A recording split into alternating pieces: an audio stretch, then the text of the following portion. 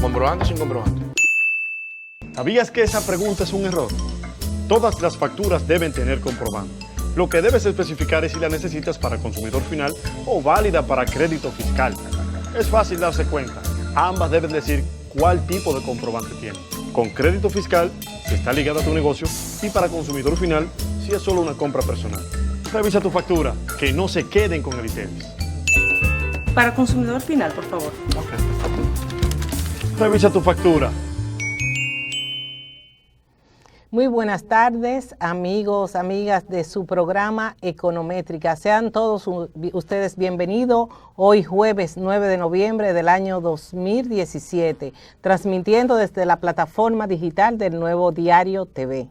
Ya el año corriendo, raudo y veloz sin parar. Nosotros en Econométrica recogiendo toda la información que es de interés de nuestra audiencia local e internacional. Muchas noticias, muchas novedades, muchos temas interesantes en el área económica, opiniones encontradas de ministros, entre ellos, ¿verdad? No sabemos a quién creerle, pero aquí en este programa usted encuentra una opinión independiente, plural, una opinión precisa de las cosas, de la cual usted puede tomar también a partir de ahí su propio punto de vista o su propia conjetura o su propia opinión. En el día de hoy, amigos de Econométrica, el Senado raudo y veloz también aprobó en 2 lecturas consecutivas el proyecto de presupuesto con el informe final general para el año 2018 por un monto de 814.821 millones de pesos. Los legisladores en el Congreso también acogieron el adendum que había sometido al Congreso Nacional el Poder Ejecutivo en la persona del presidente Danilo Medina. Este presupuesto básicamente contempla esta modificación, el incremento al Instituto Nacional de Protección de Derecho al Consumidor y a la Oficina Nacional de Defensa Pública. A Protecon y a la Oficina Nacional de Defensoría Pública se le aumentó 30 millones de pesos a cada una, y a la Cámara de Cuentas se le incrementó en el proyecto modificado 60 millones de un monto de 754 millones que tenían consignado. Ahora estos montos tendrán que ser recortados del capítulo del Tesoro Nacional. Entonces, amigos de Econométrica, esto a partir de ahora, esta aprobación de parte del Congreso, de parte de los senadores, tendrá que ir a ser aprobada por los diputados. El gasto público total que se ha contemplado será de 684.000 millones de pesos. Y los sectores, como dije, priorizados son salud y educación.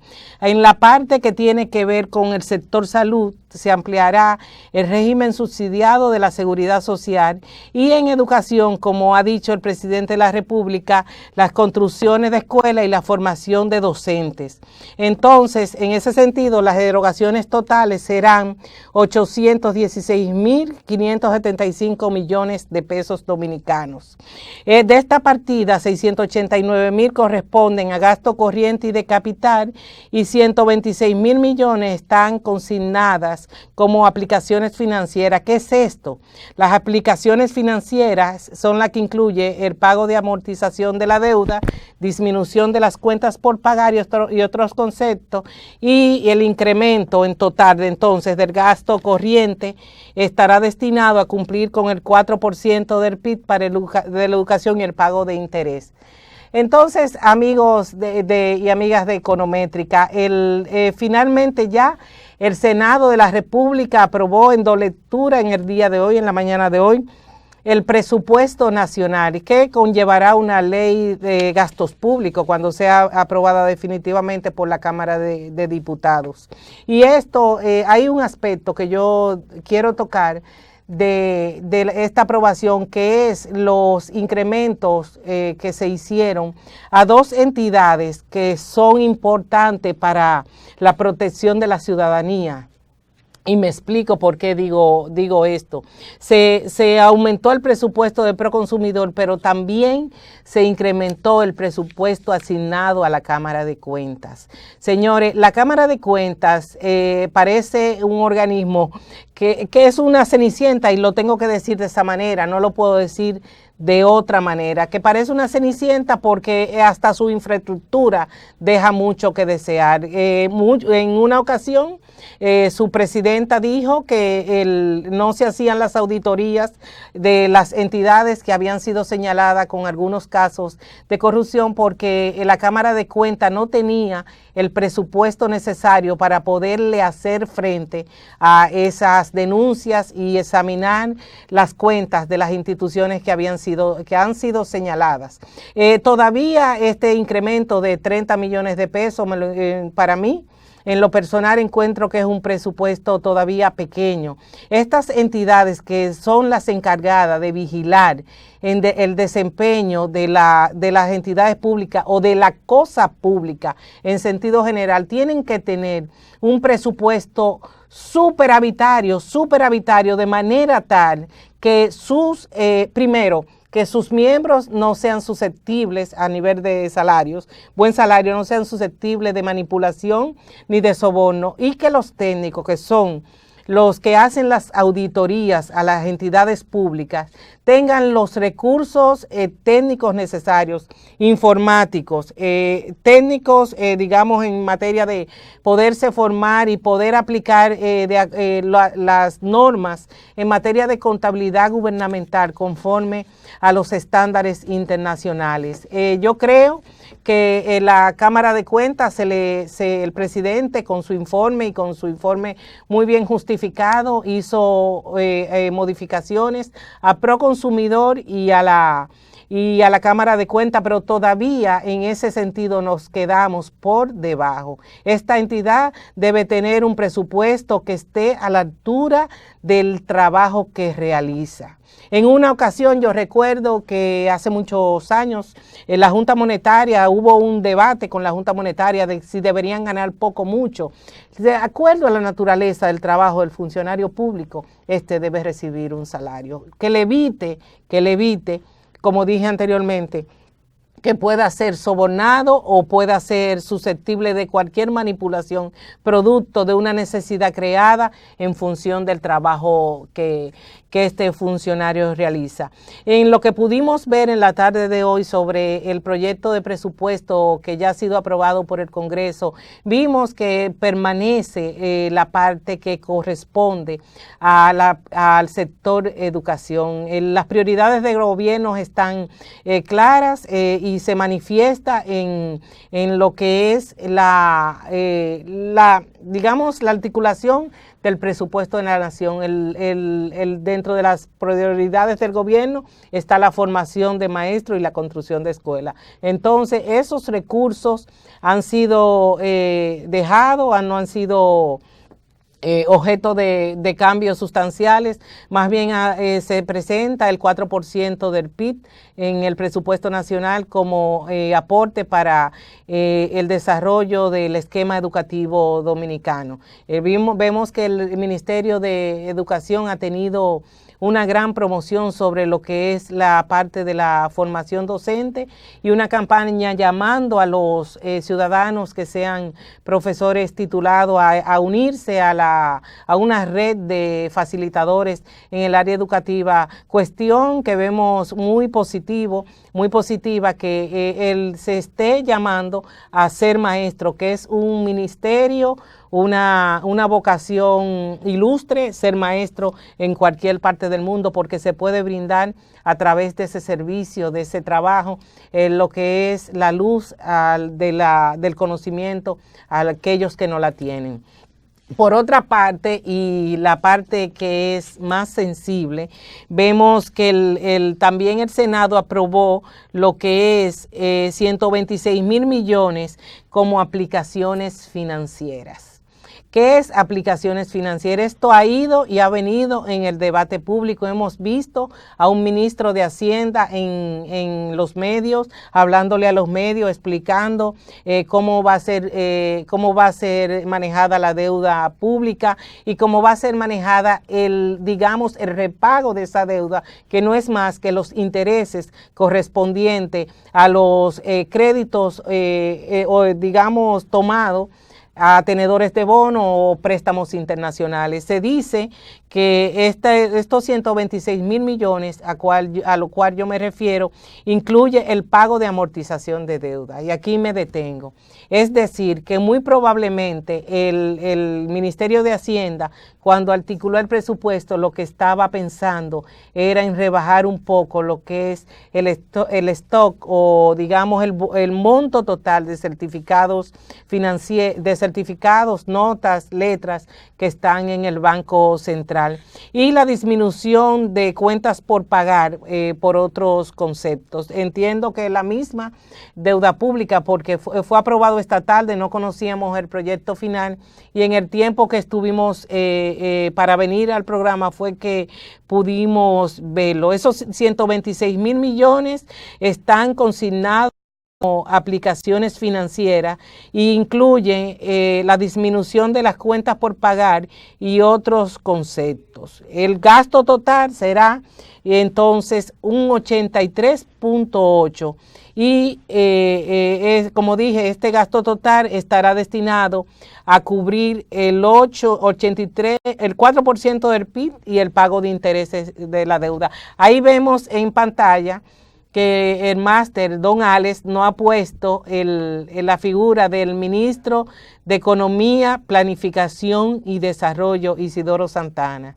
La verdad que nosotros aspiramos a que en la República Dominicana los ministros que tienen que ver con un área determinada en algún quehacer de la vida nacional, en este caso el quehacer económico, tengan cierta coherencia en lo que explican y en lo que hacen. Ayer el ministro de Economía, Planificación y Desarrollo aceptó, reconoció que la deuda con respecto del Producto Interno Bruto se encuentra mucho más allá de un 53.8% del PIB, o sea, más del 50% del Producto Interno Bruto del país. Y la verdad que esto da lugar a muchas conjeturas, muchas interpretaciones, porque días pasados el propio ministro de Hacienda había expresado que la deuda, si bien es cierto que estaba un poco elevada, podía ser manejable y que no estaba a unos niveles que implicaran algún riesgo potencial para la estabilidad macroeconómica, por así decirlo, o la estabilidad de precios. La verdad que el país ciertamente hemos tenido una estabilidad de precios en los últimos años y estabilidad macroeconómica, pero y eso es importante, que ustedes lo sepan, si se desborda la deuda pública y no se hace lo que se tiene que hacer en cuanto a lo fiscal, la verdad que tendremos problemas y problemas más temprano que tarde. Esto pudiera afectar el pago del servicio de la deuda si los ingresos fiscales no son suficientes para cubrir lo que hoy en día está consignado en el presupuesto nacional. Por ejemplo, se requerirá para el año 2018 gestionar cerca de 4.259 millones de dólares para cubrir la brecha del déficit. Eso es 3.500 millones más de lo que había en el año 2016. La verdad que es una situación un poco complicada. Nosotros hemos visto en la parte que estudiamos del presupuesto que hay cierta racionalidad en cuanto al gasto público, pero la racionalidad tiene que seguir incrementándose en cuanto a lo que es el gasto corriente, sobre todo el gasto que tiene que ver con nómina y personal. Hay que afinar el lápiz, porque la verdad que si no hay un esquema de recaudación, si no hay un tema de resuelto de evasión como lo quieren, digamos, establecer las autoridades en la Dirección General de Impuestos Internos, que todo aquel que no esté cumpliendo con sus compromisos fiscales, que lo haga. En ese presupuesto nacional está contemplado un porcentaje X, que ya cuando tengamos el proyecto lo vamos a traer aquí, de ingresos por concepto de recaudaciones fiscales. Hay una voluntad de que la ley se cumpla. Hay una voluntad de que todo aquel que tenga que pagar un ingreso, un impuesto para garantizar ese ingreso, que se haga. Hemos visto como la dirección ha estado muy diligente en cuanto al requerimiento de algunos sectores para que cumplan con lo establecido, con el anticipo, con el ITEVI, todo aquello que tiene que ver con las recaudaciones fiscales. Y finalmente, antes de pasar a nuestras redes sociales, los ministros, y es digamos el punto focal de mi comentario, deben ponerse de acuerdo si es un 50 del Producto Interno Bruto, si es un 51, si es un 52, o es un 53, o es un 60, como han dicho algunas fundaciones y centros de estudio del Producto Interno Bruto. Todos los ministros a una deben tener una sola cifra para no crear incertidumbre en la población y sobre todo incertidumbre en los mercados que cuentan con esas estadísticas para la inversión, para hacer inversión en capital, en infraestructura y todo aquello para lo que nuestro país es viable. Mi mensaje hoy en Econométrica sobre la deuda pública es que seamos coherentes, y si hay que enfrentar de manera drástica y de manera firme lo que es la parte del ingreso por el lado de las recaudaciones fiscales o aranceles aduanales, ser más firme para cubrir lo que está contemplado en ese presupuesto, entonces yo alabo esa medida. Nosotros tenemos que cumplir con la ley, y el presupuesto y la deuda debe ser una para todas las instancias, todos los organismos, una sola cifra, un solo esquema y un proceso de mitigar ese riesgo que conlleva una deuda externa, interna, un consolidado de deuda para el país, mitigarlo de manera tal que podamos hacerle frente en cuanto a cumplir con lo que hoy es un proyecto de presupuesto. Nosotros vamos ahora a las redes sociales para seguir con un compromiso, con un videíto. Y Delisa Rivas Ramírez, deseo que se apruebe el proyecto de la partida para los profesionales agropecuarios. Ah, qué bien. Sí, seguro que es bueno identificar cuál de esa partida. María Ramírez, lindo tema, buenas noches. Gracias, María. Continuamos con las redes. Rosa Gómez, hola Rosa, ¿cómo le va? Continuamos, señor director. Ada Hoy, ¿cómo está, Ada? ¿Cómo está? Vamos entonces, señor director, a darle la información a los amigos que siguen Econométrica sobre la importancia de renovar su malvete a tiempo. No lo barajes. Renueva ahora tu marbete 2017-2018 en www.dgii.gov.do. Recuerda, el monto a pagar es el mismo del año pasado. Vehículos hasta el 2012, 1,500 pesos. De 2013 en adelante pagarán 3,000 pesos. No lo barajes. Señores, renueven su marbete a tiempo. El tiempo pasa, hay la facilidad de tú entrar a la página de la Dirección General de Impuestos Internos y renovar a través de un mecanismo que ellos tienen establecido, y renovar tu marbete, y te evita las filas y te evitas la multa, la mora y todo aquello que conlleva no renovar tu marbete a tiempo. No lo barajes, renueva tu marbete a tiempo.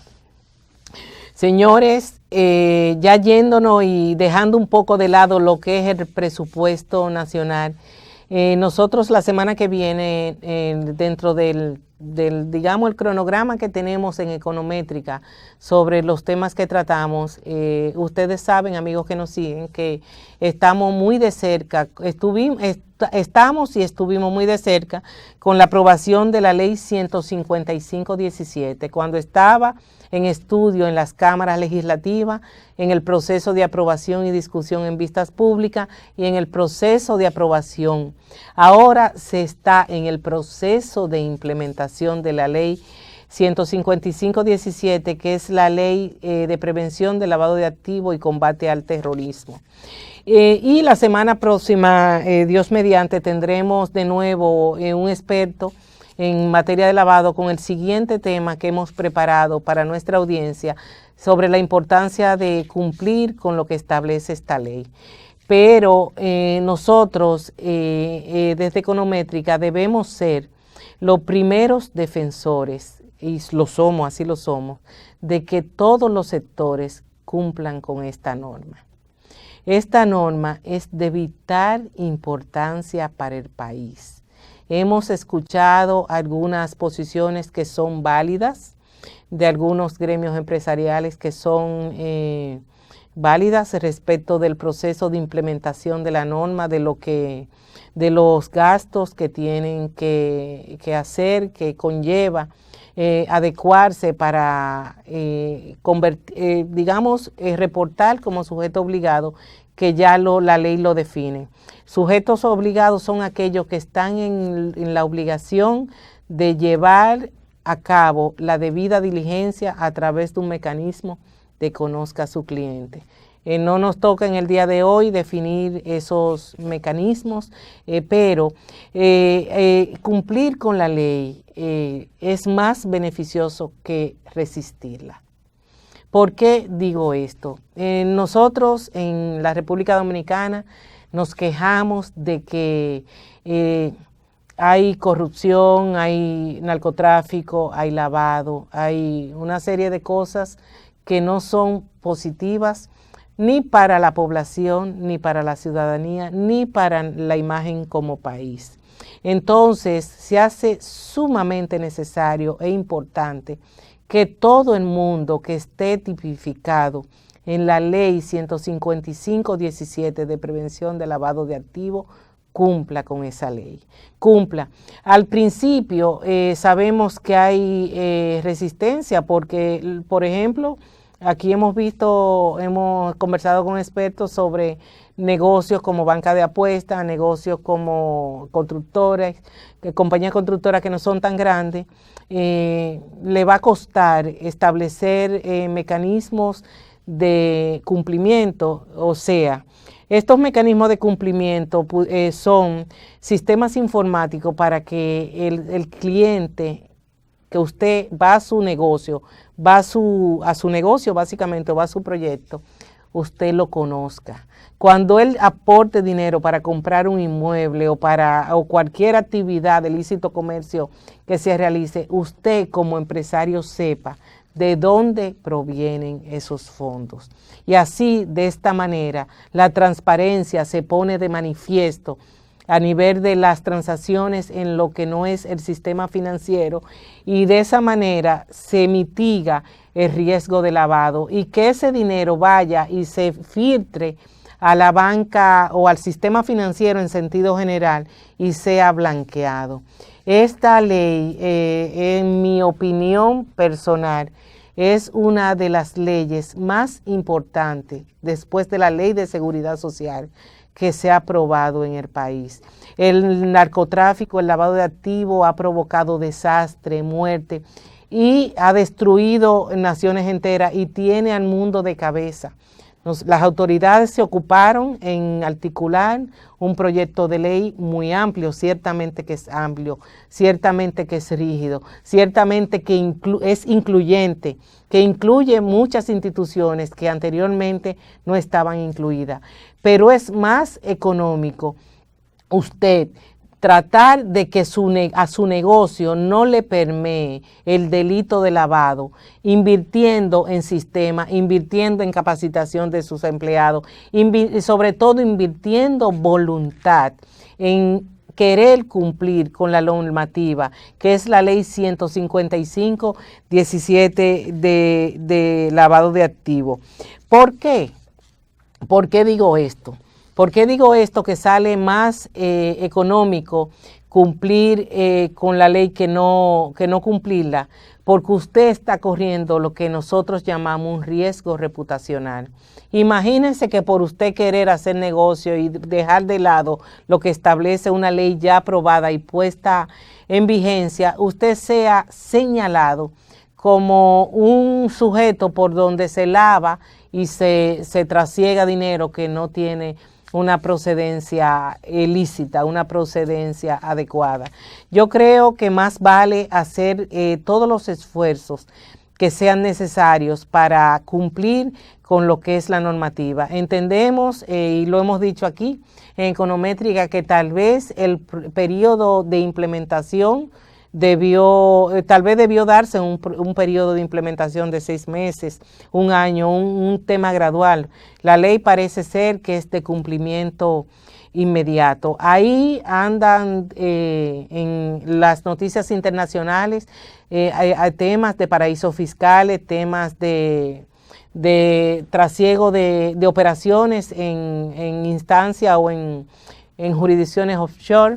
Entonces nosotros tenemos que cuidarnos que cuando a nuestro país se le haga o se le hace la evaluación en cuanto al cumplimiento en las normas internacionales de prevención de lavado de activos, nosotros traigamos al país y demos buena nota, porque a nadie le conviene que el país lo tipifiquen como nación, como otros países que no voy a mencionar su nombre, lo tipifiquen como un paraíso fiscal o lugar donde el narcotráfico y el lavado de activos permea de manera sencilla, de manera fácil y de manera ágil a las entidades, sobre todo a las entidades que no son reguladas. Porque yo digo que las entidades que son reguladas ya llevan un camino recorrido muy largo con la ley anterior y llevan el ejercicio de cumplimiento ya desarrollado y han soltado,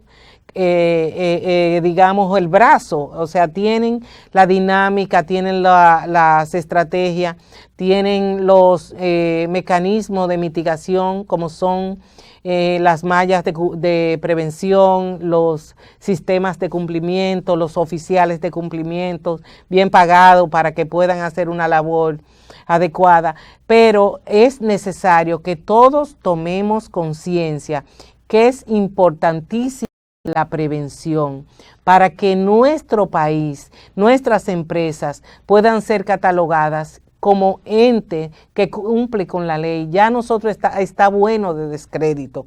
Cumplamos con esta normativa que es importantísima para nuestro país y de cara a evaluaciones internacionales y de cara a los ojos de la inversión extranjera. Continuamos con las redes sociales, señor director. En lo que se prepara el señor director, entonces, el tema reputacional, como había dicho anteriormente, tiene un alto impacto en las organizaciones. Bueno, ya también el delito fiscal ha sido tipificado, la evasión fiscal ha sido tipificada como un delito en esa ley. O sea, que tengamos mucho ojo abierto con eso de no cumplir con lo que son los compromisos tributarios. Las leyes están hechas para cumplirse. Ya querramos o no, se aprobó una ley que es la 155-17 y este cumplimiento obligatorio para todos los sujetos obligados que están ahí definidos. Entonces, más vale cumplirla antes de que nos las hagan cumplir. Nosotros la semana que viene les exhortamos a nuestra audiencia que para la semana próxima, nosotros los anunciaremos previamente, tendremos aquí una persona clave en Econométrica contestando preguntas sobre el cumplimiento de la Ley 155-17 sobre prevención de lavado de activos. Ya en resumen y finalizando, habíamos comentado que el Senado de la República aprobó en 2 lecturas consecutivas el proyecto de presupuesto con las adendas que hizo el presidente y el informe que envió el presidente de la República para que las cámaras lo conocieran. De ahora en lo adelante le corresponde a los diputados pronunciarse a ese respecto y para que el país en tiempo hábil pueda tener la nación un proyecto de presupuesto que hubiéramos deseado que tuviera menor, digamos, porcentaje de gastos para amortización de deuda, para pago de intereses de deuda. Con respecto a la deuda del país, tanto interna como externa, es importante también y llamamos la atención de los ministros, de los funcionarios, que se establezca un número único. La verdad que le toca a todos los funcionarios hacerle frente a lo que es la deuda pública nacional. No es posible que un ministro diga una cosa y otro ministro diga otra. Ya el ministro de Economía, Planificación y Desarrollo tuvo la valentía, y así lo puedo decir, porque no lo puedo decir de otra manera, tuvo la valentía de reconocer que aquella deuda está 53 y algo puntos básicos por encima, con respecto del Producto Interno Bruto. Entonces, sencillamente lo que corresponde es hacerle frente a través de esquemas de planes de mitigación de riesgo que esto representa para la estabilidad macroeconómica y la estabilidad de precios que por los 5 o 10 años, últimos 10 años, ha tenido el país. Y finalmente, con relación a la ley 155-17 de prevención de lavado de activos y financiamiento al terrorismo, es de vital importancia que nosotros seamos los primeros abanderados de cumplir con la ley, para que el país no siga figureando en los reportes internacionales que el país donde más corrupción hay, el país donde más narcotráfico hay. Las leyes son para cumplirlas y esta es una de ellas. A ustedes, amigos de Econométrica, muchísimas gracias por el favor de su audiencia y nos encontramos de nuevo el próximo martes en otra edición de su programa Econométrica, martes y jueves, por la plataforma digital de Nuevo Diario TV. Muchísimas gracias y buenas noches. ¿Con comprobante o sin comprobante? ¿Sabías que esa pregunta es un error? Todas las facturas deben tener comprobante. Lo que debes especificar es si la necesitas para consumidor final o válida para crédito fiscal. Es fácil darse cuenta. Ambas deben decir cuál tipo de comprobante tienen. Con crédito fiscal, si está ligado a tu negocio, y para consumidor final, si es solo una compra personal. Revisa tu factura, que no se queden con el ITEVIS. Para consumidor final, por favor. Revisa tu factura,